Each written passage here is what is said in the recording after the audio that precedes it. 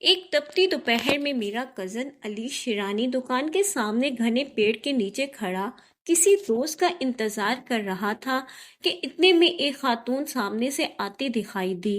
سراپا دلکش اور چال مستانہ تھی، چلنے کے انداز میں چونکا دیا۔ ایسی عام عورتوں کی چال نہیں ہوتی، جیسے کوئی مورنی چل رہی ہو۔ وہ قریب آئی، حیرت ہوئی کہ وہ علی کی طرف ہی آ رہی تھی۔ خاصی حسین و جمیل، عمر یہی کوئی 35 کے درمیان ہوگی، مگر 22 کی لگتی تھی۔ 16 سنگار تو نہ کیے تھے، لیکن ہلکا میک اپ ضرور کیا تھا۔ 16 سنگار جیسا ہی تھا، بڑی بڑی آنکھیں اور دراز پلکیں، اس پہ گلابی چہرہ اور یاقوتی ہونٹ، وہ کسی شاعر کی غزل معلوم ہوتی تھی۔ علی اس کی دید میں کھویا تھا۔ وہ قریب آ کر پوچھنے لگی، آپ کی نظر میں کوئی 2 کمرے کا مکان ہو تو بتائیے گا، مجھ کو کرائے پر رہائش درکار ہے۔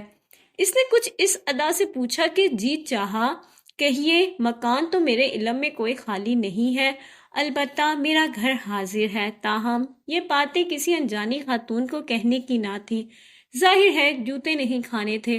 ابھی تو کوئی مکان میری نظر میں نہیں ہے، تو ایک روز میں ضرور معلوم کر لیں۔ یہ گھر کے برابر میری دکان ہے، یہاں آ کر معلوم کرنا ہوگا۔ پھر بولی، پانی کا ایک گلاس تو دے، بڑی سخت دھوپ ہے۔ علی دوڑ کر دکان میں گیا اور کولڈ ڈرنک گلاس میں لے کر آ گیا۔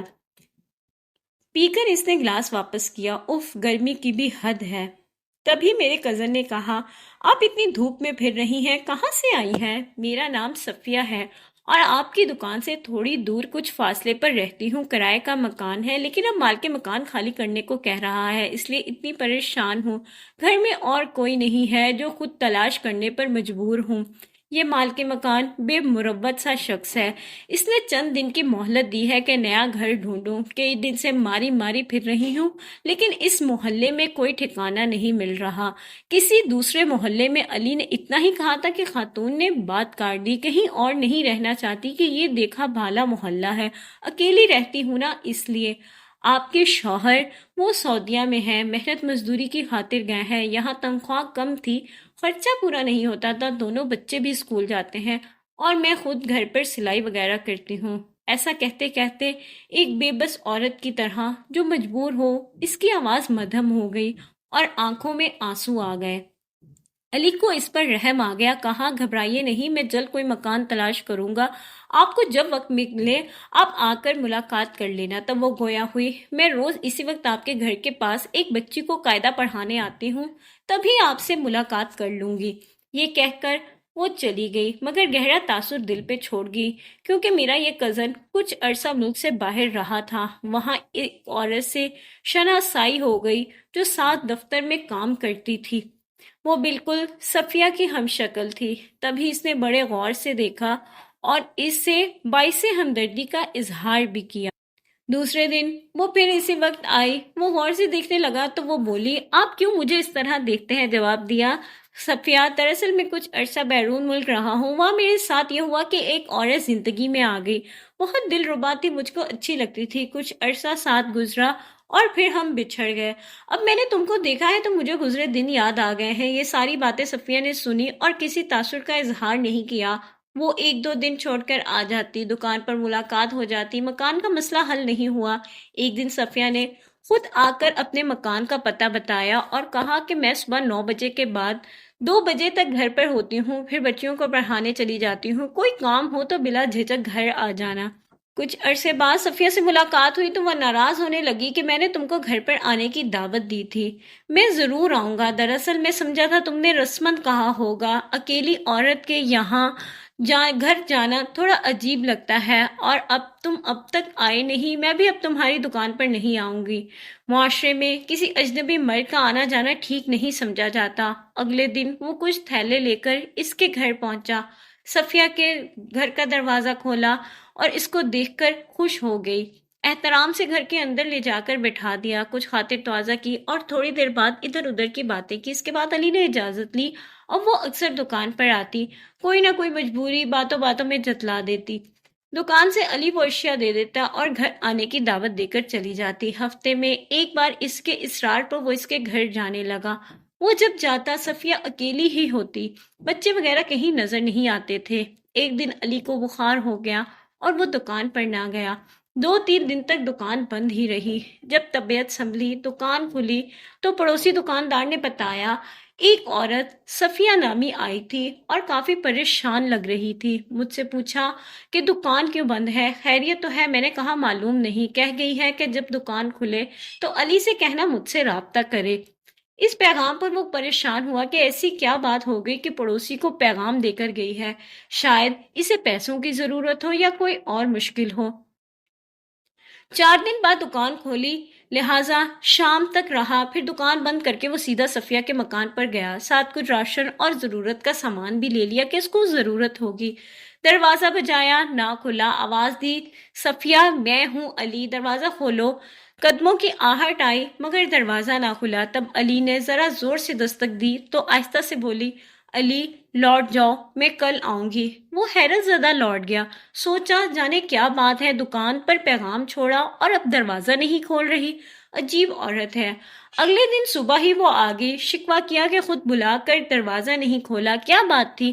کہا شام کے بعد کسی مرد کا یوں میرے گھر آنا ٹھیک نہیں، تب ہی دروازہ نہیں کھولا کیونکہ مالک مکان قریب والے گھر میں رہتے ہیں اور وہ نظر رکھتے ہیں، کچھ دنوں سے شک کر رہے ہیں کہ میرے گھر میں پتہ نہیں کون آتا ہے۔ علی نے سوال کیا، صفیہ تمہارے گھر میں دوسرے لوگ بھی آتے ہیں جو لوگ شک کرتے ہیں؟ جواب دیا، صرف رشتہ دار آتے ہیں، رشتہ دار تو سب کے گھر آتے ہیں، لہٰذا علی تم ابھی میرے گھر مت آنا، جب حالات ٹھیک ہوں گے میں بتا دوں گی، بلکہ اب میں خود ہی تم سے ملنے آ جاؤں گی۔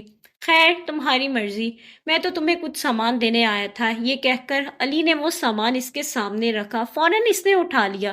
اس کے بعد صفیہ باقاعدگی سے دکان پر آنے لگی، وہ اس کو ضرورت کی ہر چیز دے دیتا اور وہ بڑے شوق سے ساتھ لے کر چلی جاتی۔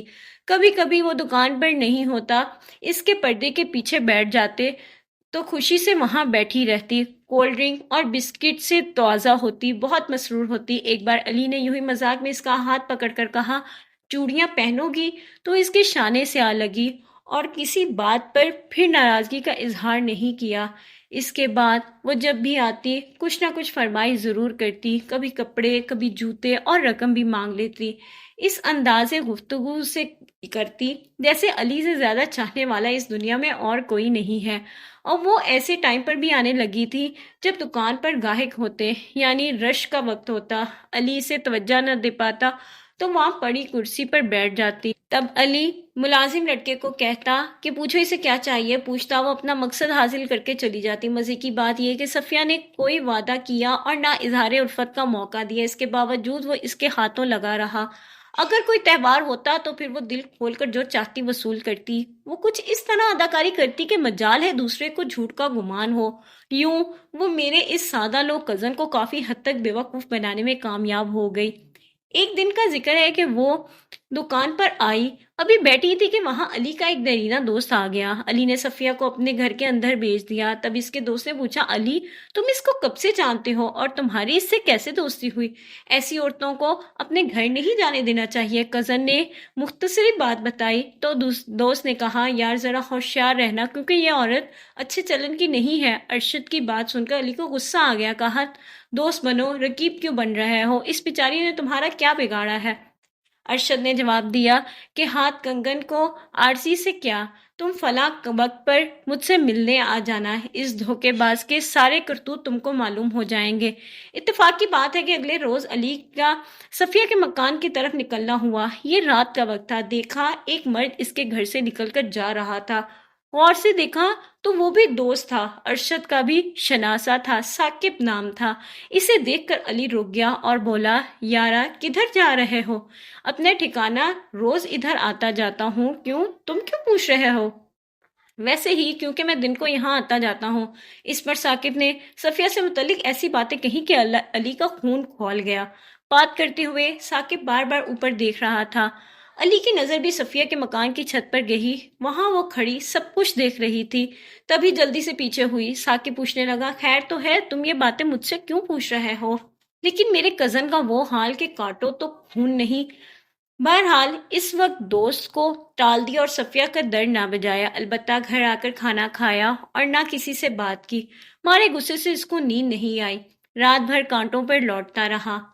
ثاقب نے اسے مالک مکان کا نمبر دیا۔ صبح اٹھ کر اس نے مالک مکان کے نمبر سے صفیہ سے بات کرنا چاہی تو جواب ملا کہ وہ گھر پر موجود نہیں ہے۔ علی کا جی جل کر راکھ ہو گیا۔ اس کو اندازہ ہو چکا تھا کہ یہ عورت جھوٹ بولنے میں ماہر ہے۔ اگلے روز ارشد آ گیا۔ وہ بولا، آج شام میرے ڈیرے پر آ جانا، تمہاری دوست سے ملاقات کروانی ہے۔ مجھ کو سب باتیں معلوم ہو چکی ہیں۔ کل ثاقب ملا تھا، اس کے گھر سے نکلتے ہوئے ساری حقیقت کھل گئی ہے۔ لیکن یار، افسوس اس بات کا ہے کہ یہ عورت اتنے عرصے سے مظلوم و بےکس بن کر مجھ سے فائدہ اٹھاتی رہی اور مجھے شک بھی نہ ہونے دیا۔ خیر، وہ کچھ اور بھی راز افشاں کرتا رہا، مگر علی نے جو آنکھوں سے دیکھ لیا تھا کافی تھا۔ اب وہ اور کیا سنتا۔ انسان جب کسی پہ اندھا اعتماد کرتا ہے، پھر دھوکہ کھا کر شکوہ کرنے کا حق تو ہوتا ہی ہے۔ اسی سبب وہ بار بار فون کرتا رہا، مگر صفیہ جان چکی تھی کہ علی کو ثاقب نے حقیقت بتا دی ہے، لہٰذا اس نے ایک بار بھی فون پر بات نہیں کی۔ کچھ دنوں بعد پتہ چلا کہ وہ مکان تبدیل کر کے چلی گئی ہے۔ صفیہ کی ایک سہیلی بھی تھی جس کا نام شازیہ تھا، وہ علی کی دکان پر سودا لیا کرتی تھی۔ ایک روز وہ آئی تو پوچھا، کافی عرصے سے صفیہ سے ملاقات نہیں ہوئی، وہ دکان پر کیوں نہیں آتی؟ شازیہ بولی، معلوم نہیں، کئی روز سے مجھے بھی نہیں ملی، وہ مکان چھوڑ کر چلی گئی ہے۔ نئے مکان کا پتہ معلوم ہے تو بتا دو، اس سے ضروری بات کرنی ہے۔ علی نے کافی منت کی لیکن شازیہ نے کچھ نہیں بتایا، بلکہ صاف انکار کر گئی کہ مجھے نہیں معلوم۔ جب علی نے اس کو کافی سامان دیا اور قیمت کم لی تو شازیہ نے آخرکار بتا دیا کہ منع کر کے گئی ہے کسی بھی حال میں علی کو میرا نیا پتہ نہ بتانا۔ اب تم کہتے ہو تو بتا دیتی ہوں، مگر کیا فائدہ، تم ہی کو خسارہ ہوگا۔ شازیہ سچ کہہ رہی تھی، لہٰذا اس نے دوبارہ صفیہ کا پتہ معلوم کرنے پر اصرار نہیں کیا، بلکہ خدا کا شکر ادا کیا کہ جلدی اس کے فریبی شکنجے سے جان چھوٹ گئی۔ جانے کب تک اور بیوقوف بنتا اور رسوائی الگ ہوتی، کیونکہ دکاندار کو اپنی ساکھ بہت پیاری ہوتی ہے۔ ایک دکاندار اپنی ساکھ کے لیے بہت کچھ دیکھتا ہے، ایک بار اگر رسوائی ہو جائے تو پھر کوئی گاہک دکان پر آنا پسند نہیں کرتا۔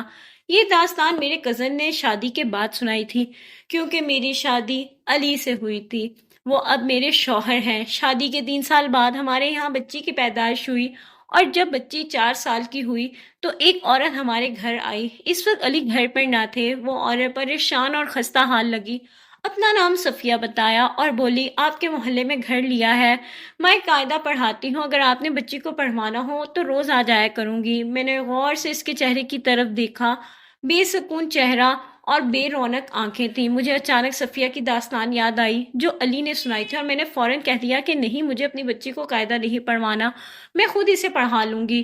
جانے کیوں مجھے میری چھٹی حس نے اس وقت یہی کہا، ہو نہ ہو یہ بھی ہی صفیہ ہے، اور اب مدت بعد بہانے سے آئی ہے۔ یہ پہلے ہمارا گھر دیکھ چکی تھی، اس وقت ساس زندہ تھی، وہ ہوتی تو ضرور پہچان لیتی۔ میری نند بھی اب بیاہی جا چکی تھی، خدا جانے یہ وہی تھی یا کوئی اور مصیبت زدہ تھی، تاہم دل پر بوجھ سا آ گیا۔ سوچتی رہی کہ اگر وہ نہ تھی، کوئی بدحال غربت کی ماری مصیبت زدہ تھی تو اے کاش اس کی کچھ مدد کر دیتی۔ ہمارے معاشرے میں دھوکے بازی عام ہو چکی ہے، یہی وجہ ہے کہ تلخ تجربے کے بعد ہمارا دل نہیں چاہتا کہ کسی پر بھروسہ کریں، مدد کرنا بھی چاہیں تو نہیں کر پاتے، کیونکہ غلط قسم کے لوگ مستحق لوگوں کے لیے باعث نقصان بن جاتے ہیں۔ یوں کہنا چاہیے کہ ڈوبتے ہیں تو دوسروں کو بھی لے ڈوبتے ہیں۔ سانچ کو آنچ نہیں، غربت میں بھی چاہیے کہ لوگ سیدھے راستے پر چلیں، کیونکہ جو سیدھے راستے پر چلتے ہوں اللہ تعالیٰ ضرور ان کی مدد کرتا ہے، جبکہ غلط راہوں کے مسافر اپنا سکون، عزت اور سب کچھ کھو دیتے ہیں، آخر میں خالی دامن رہ جاتے ہیں اور انہیں کچھ نہیں ملتا۔